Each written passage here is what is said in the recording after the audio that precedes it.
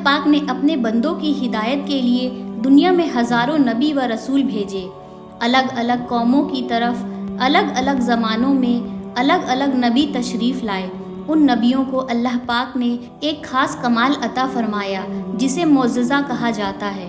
उन सभी नबियों रसूलों को देखकर या उनकी हिदायतों नसीहतों को सुनकर अलग अलग ज़माने में काफ़ी लोग ईमान लाए और काफ़ी लोग ऐसे भी थे जो मोज़िज़ा देखकर भी ईमान ना लाए।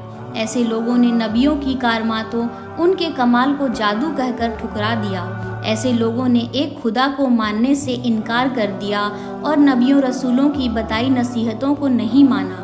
ऐसे लोग आगे जाकर अल्लाह पाक की तरफ से तरह तरह की सज़ाओं और अजाब से मुब्तला किए गए। इसी तरह नबियों व रसूलों का सिलसिला बंद हो जाने के बाद अल्लाह पाक ने अपने जिन बंदों को इस्लाह व तबलीग की जिम्मेदारियां दी उन्हें वली कहा जाता है।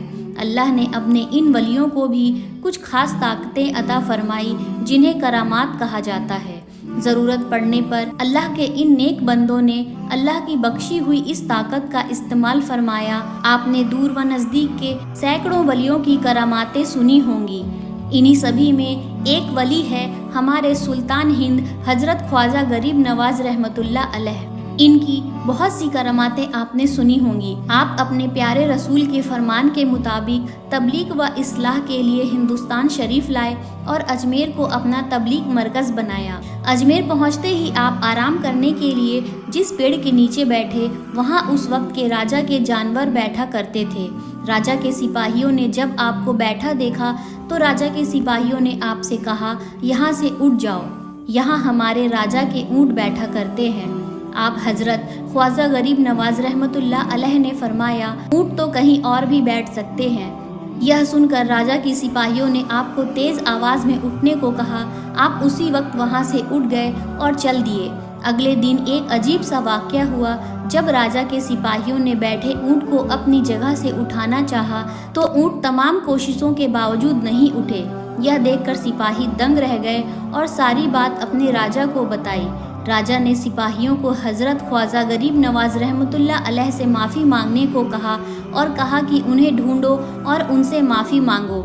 राजा के ऐसा कहते ही सिपाहियों ने आप हज़रत ख्वाजा गरीब नवाज रहमतुल्लाह अलैह को ढूंढकर आपसे उनके किए बर्ताव की माफ़ी मांगी।